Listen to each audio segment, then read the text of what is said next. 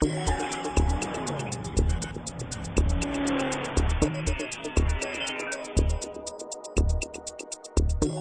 the Sonata, as you know, competes against the Fusion, the Camry, the Accord, cars that are household names. And that category, by the way, has turned out to be kind of a bellwether, a major battleground, if not the biggest, as the automotive industry recovers coming out of the recession. This is a very serious car to consider.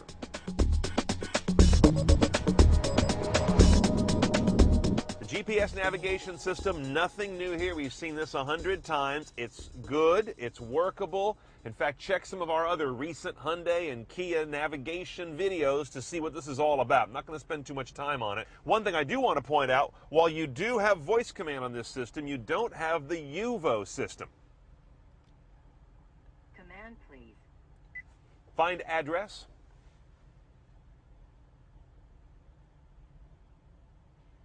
Find address. The city, please. San Francisco. Please select the respective line or start spelling. 1. And there's that same Hyundai madness where I say the line number and it doesn't get it. They don't have this well honed. The UVO system is much more intelligent, more sophisticated. This is kind of old school voice command, but as you can see, it works fine. Let's talk about our media choices now. This system has the Dimension audio system, so whatever you're listening to, this is the top system Hyundai offers. It's 400 watts, it's got an external sub with its own amplifier and multiple channels of amplification to the main speakers around the cabin. You've also got a bunch of DSP settings, as you can see right there, designed by Ken Pullman, whoever he is. I'm sure I'll get an email from you. He's some legendary audio engineer, but I've never heard of him. Your sources, AM, FM, and HD ability on this system. You've got satellite radio, and notice you've got a good but imperfect text display here.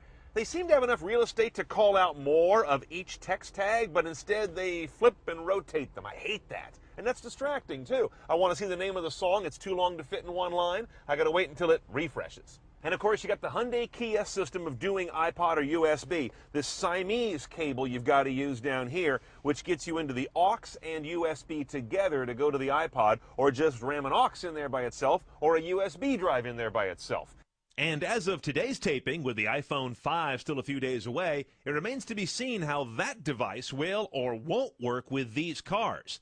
Notice one thing I like about this entire system, though, whether you're in nav or media or what have you, really great touchscreen response. These guys still rule the world in terms of screen response and the processor following what you've asked it to do. Now, one choice only on the gearbox on this car, a very common these days, 6-speed automatic with a gate, which I appreciate, and paddles. You've got every possible way of shifting this guy. You can go into this paddle mode, which is going to give you different response. You can influence it further from there. You can also hit it here on the stick. This is a nicely laid out transmission for anybody's personal preference.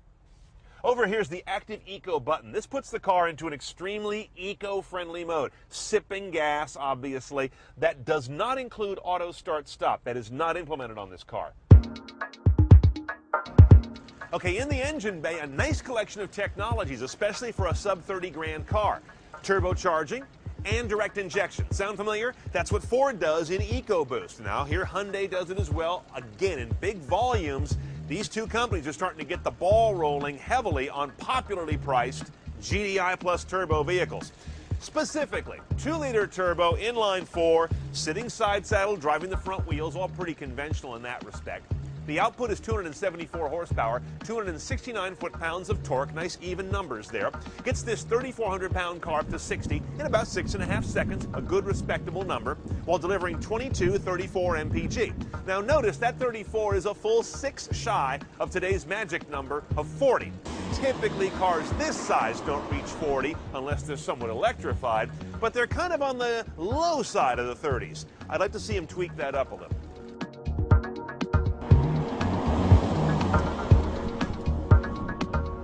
Now, the Sonata's an odd bag of drive modes. First of all, if you're in standard drive with Active Eco on like this, pretty sedate stuff.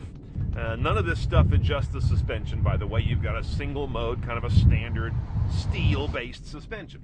But the powertrain is, you know, a leisurely in eco mode like you'd expect. When I turn it off, I gotta tell you, I don't feel a real big difference in sharpness. I mean, modest, but not a real big difference in personality. That's very different than when I put this thing over in the shiftable gate over here on the shifter. That's not just a sport mode, that's like a crazy redline mode. It holds every gear almost all the way up the clock. It's kind of weird in a car like this that has really no performance pretensions and has a kind of a soft suspension. It's not wallowy, but there's nothing firm or cutting edge or knife edge about it. So that's a weird sport mode to me. Now, of course, at that point, if you're shifting, that makes sense. And I'm getting on the paddles here, and the shifts are, you know, nice and quick. Overall, as I think you've heard me say before, this is one of my go-to cars when someone comes to me and says, I need a new car, what should I buy?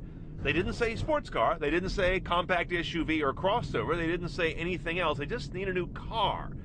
This is one of my favorites. I like the overall refinement, I like the value, I like the handling and performance within its means. I prefer the Kia Optima for looks. It's basically the same platform underneath, but this is one of the better decisions you can make when you just need a car.